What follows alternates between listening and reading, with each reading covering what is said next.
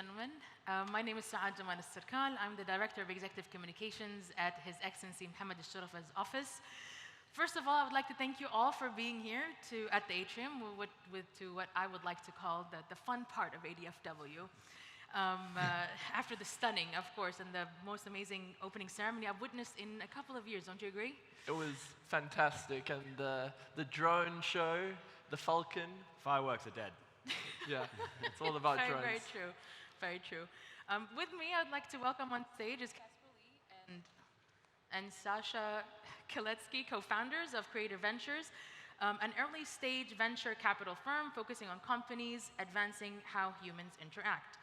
Welcome. Thank you. So would you like to tell the people sitting here why about we're you? Here. So yeah, I'm Casper. I'm originally from South Africa, but I live in mostly the UK at the moment.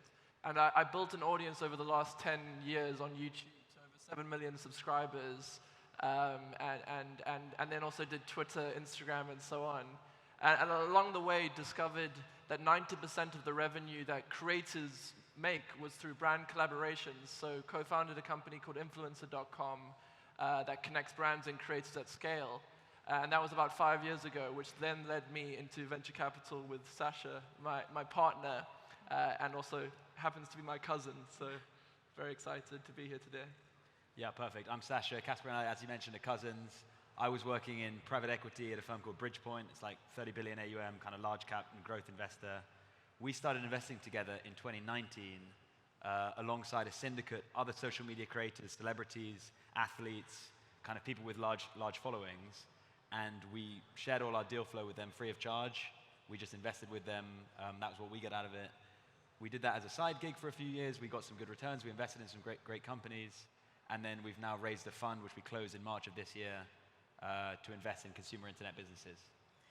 So in the session today, we're going to be talking about the influence and social media and what you guys basically do and how influencer marketing actually affects all of us. Now, like most of us here today, we spend considerable amounts of time browsing like social media, consuming, absorbing, processing information, and often opinions. Social media has become as natural to our daily lives as brushing our teeth or having our morning coffee, which is usually accompanied by browsing the internet of what have we been missing for the past 12 hours. And with more and more people across the world social connecting through digital channels on an hourly basis, perhaps we ask ourselves, number one, is social media continuing to hit the bullseye? Or is there something missing in the equation? Number two, how sustainable is the current economic business model for influencers and advertisers? And finally, how are social media stars positioning themselves across platforms to move markets and products? According to an article published by Influencers Marketing Hub, the value of influencers marketing grew from $9.7 billion in 2020 to a soaring $13.8 billion in 2021, and is due to expand further to a whopping $16.4 billion industry, with brands projecting to spend almost $15 billion during 2022, the highest on record. Now, in Feb 22, so very recent, the media monitoring company Meltwater published an article on the importance of influencer marketing, stating that in 2022, Influencer Marketing Hub survey found that a massive of 90% of marketers believe that influencer marketing is effective. 72% of marketers, thank you, agree that influencer marketing provides higher quality customers, and 49% of consumers depend on influencer recommendation. Now, you guys are two of the world's top personalities when it comes to both media and business. I'll ask you this: why is influence such a valuable commodity? I can take this. Yep. Yeah, I mean, I think this should work. This is fine. But it's almost like we could just drop the mic right there after that beautiful intro to our space. I really appreciate it. We don't have to do any selling now, which is great. Thank you very much. But yes, so why is influence valuable? I mean, there's the long-term reasons, and then there's what's happened in the immediate term. The long-term reasons is that, like you said, people are spending more and more time on social media, and what people are doing on that social media is browsing content. And if you give them content that is native to the experience that they're already enjoying, that's going to convert much better. So people can experience ads, effectively ads, that they don't really fully realize are ads, right? Which sounds dangerous, but it also can really convert for brands. The reason the last 6 months has been such a good period for influencer marketing, as Casper's business has found, is that Apple, earlier this year, introduced something called iOS 14.5, something called ATT within that, which basically, if anyone has an iPhone, they've experienced when it asks you whether you want your app to track your behavior in other apps. And most people, about 85% of people say they don't want the app to track. And what that's done is it means that one app doesn't have your information from another app. So for example, Instagram doesn't know what you're browsing in Google Chrome. And so digital marketing has become much, much more difficult. So what a lot of brands are finding is the only way to connect directly with their consumers is via influencers, because they already have all the relevant audiences. So this year has been a huge, huge year for influencer marketing, and we think that's going to continue for the long term.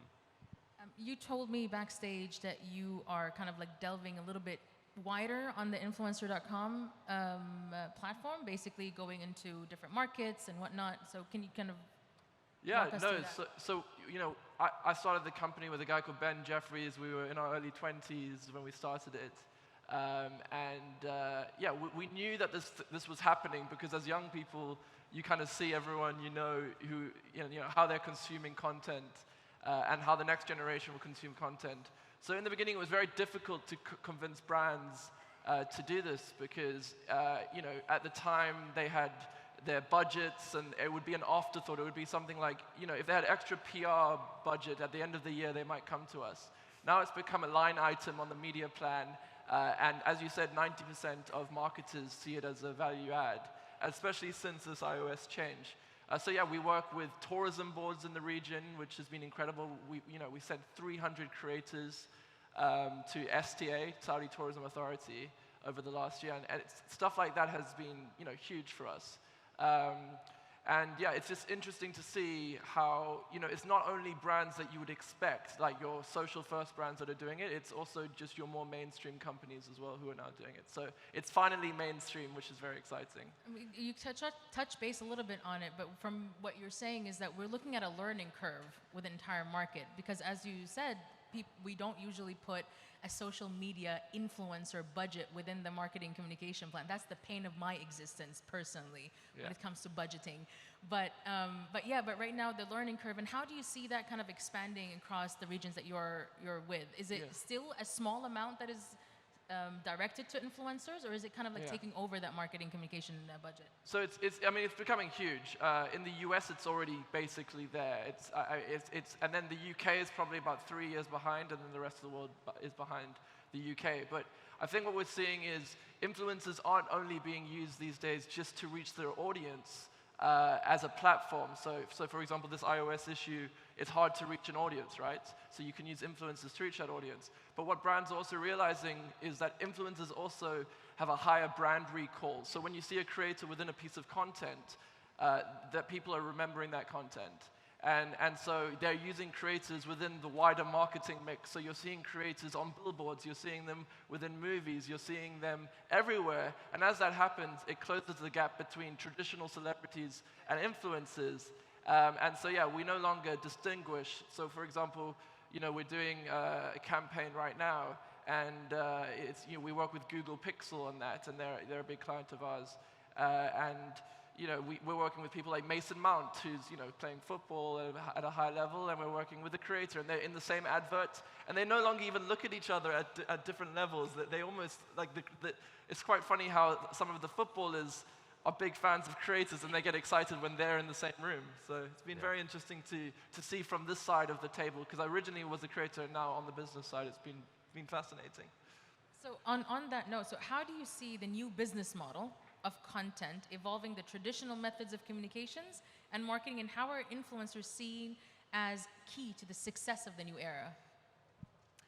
One way to look at it is that one of our big theses as a venture capital fund is that brands are having to become content creators. So often that involves hiring an in-house content creator or getting really up to speed with memes. Often you have like one brand attacking another brand kind of for jokes online, which can be quite enjoyable. But yeah, we think that's probably the most important part of it, is brands themselves becoming creators.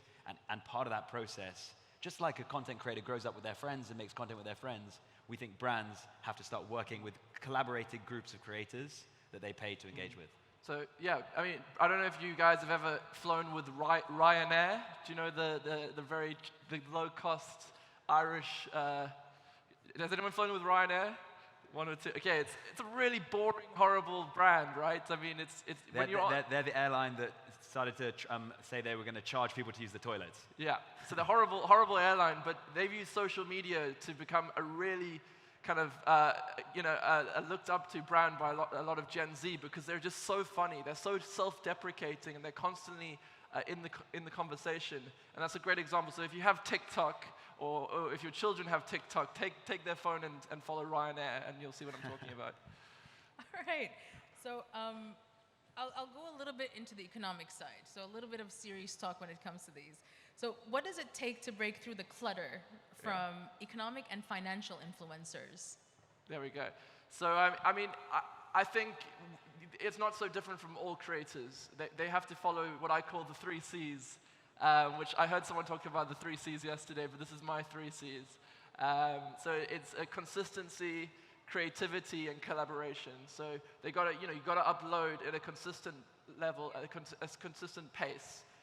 Your creativity is important. You've got to have something that is actually interesting and what I call thumb-stopping content. So something, right now you're competing with so many people and the algorithms are so difficult, you have to have a lot of watch time. Watch time is basically the amount of time someone spends looking at a picture or watching a video. So it has to be thumb-stopping content. And then collaboration is so important because it widens your net. So it means that if someone discovers anyone in your network, they might also discover you. So it doesn't matter what level you're at. If you've got 100 followers, just find like 10 people with 100 followers, and then your net becomes 1,000, and then you guys can grow together. So this is very, very important, because there's a lot of misconception in regards to what social media stands for and how you're supposed to approach it. Not a lot of people understand it is actual science that goes behind it. There's a lot of numbers, there's a lot of strategy and tactics for you to actually be able not to only post content, but to make influential, proper content. 100%. And someone who epitomizes this is a guy called Mr. Beast. Again, a show of hands, how many people have heard of Mr. Beast? That is incredible. Mr. Beast has 111 million subscribers today. He, his business was valued at over $1 billion, and he turned down the offer for someone to buy it. He just overtook PewDiePie, most influential person of his generation. And he employs about, I think he said, 6 data scientists full-time working on what makes a big YouTube video work. This person's turning over huge revenues, and so it's so important. And I think he's like 22 years old. All right, I need to rethink that makes you feel pretty bad about yourself, right? All right, so what are your views, Sasha, on the platforms currently serving the social media influencing community? Do you view some are better than others, or do they provide a cohesive ecosystem to successfully influence opinions, inspire change, and for influencers to be heard? What are the few factors that ensure the needle is moved? Yeah, so I mean, I think there's definitely, you use the word ecosystem. That's definitely how we view it as an ecosystem. I mean, one way to view it is almost like on a continuum, from platforms that are focused on content to platforms that are focused on followership. So on the extreme followership side of things, you have platforms like YouTube and to some extent Twitter, where a user will follow a creator and open the YouTube app to look at what that creator has posted. So on YouTube, for example, when Casper was growing up, his fans would have got a notification when he posted. They'd instantly watch it and check it out straight away. That's because they were following Casper. On the other side of the continuum, you have content platforms, which is basically where the user's addiction is not to or the user's familiarity is not to the creator, but to the platform itself. So a great example of that is TikTok or Instagram Reels, where you open up the TikTok app and you, as Casper said, scrolling content. You keep scrolling, but you don't really look up specific creators. You just take what you can get. It's more like a lucky dip. And so the trade-off there is, on the first category of platforms, where the loyalty is to the user, it's much more retentive, it's much easier to monetize, it's a much more engaged fandom, but it's much slower to grow. Whereas on the other type of platform, you can go very viral very quickly and very easily, but do you really have an audience, or do you just have people watching your individual videos?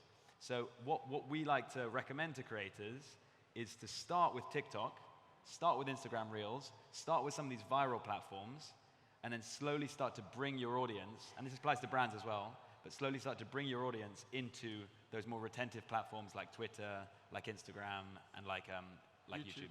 And then podcasts are the holy grail. If you can get someone to listen to you for an hour, you've got a fan. Then you got it done. You got it made. So, Casper, are influencers able to create a sustainable financial model for themselves in the long term? And how can they actually accomplish that? Yeah, I mean, it's very difficult to say all can do it because there are just so many. There's something like 50 million people who consider themselves influencers. But let's just talk about the ones who are doing it full time. There are a number of ways they can do it.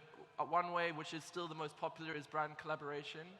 And that's great, and I definitely advise creators do that because you can create enough revenue to create better content to get more of an audience. And so like Mr. Beast, again, who I spoke about earlier, is a great example. He took all of the money from brand collaborations and reinvested it into his content to grow his audience.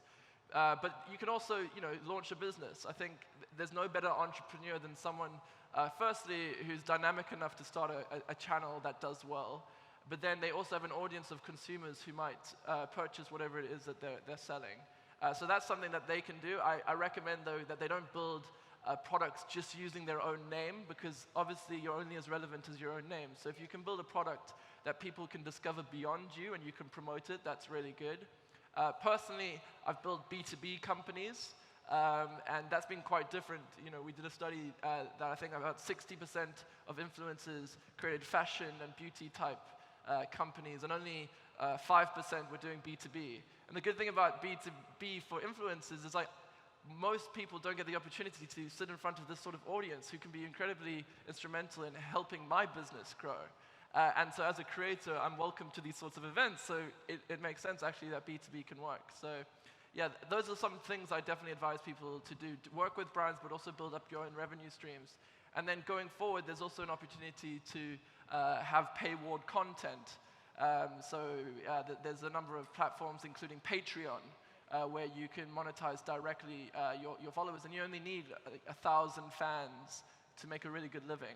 But in the future, I do think it's going to be a struggle for creators after 10, 20 years of creating content. There's burnout and things like that.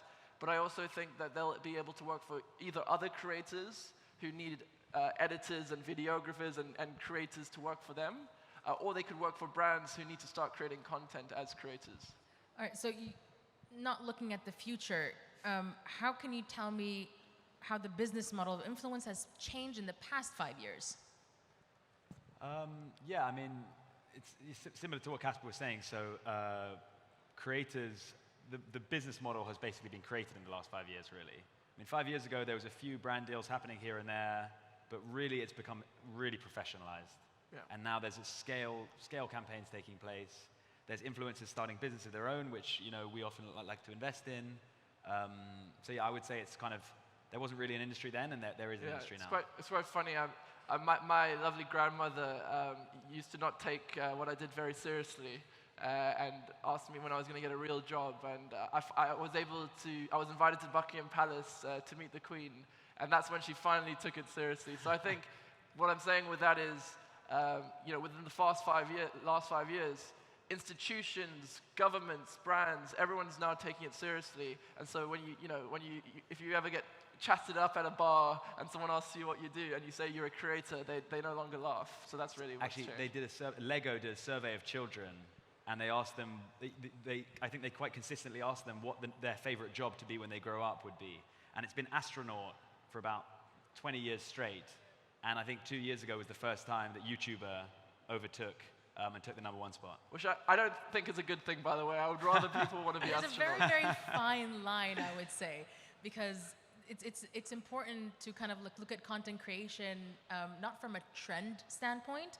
It is what are you actually contributing to the community. This is the way I see it. Call me old if you want to, but it's not about jumping on the trend and doing what's the latest thing that's happening. It's actually what are you giving the community back when it comes to information, technology, people, influencers, etc. So how are we creating the future generations? Because there's a lot of kids who are watching these platforms that require, I would say, valuable content, like thought-provoking content.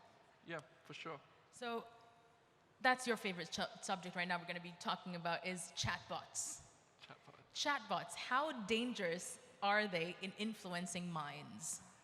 Yeah, I mean, it is pretty scary. I mean, it's a broader topic around, I'm sure generative AI is going to come up a lot today, but you can see these advances happening with the quality of human impersonation. I think in the last 12 months, what we've learned is, I think people used to think that the human element, the kind of soul of being human in creating content was going to be the least reproducible bit.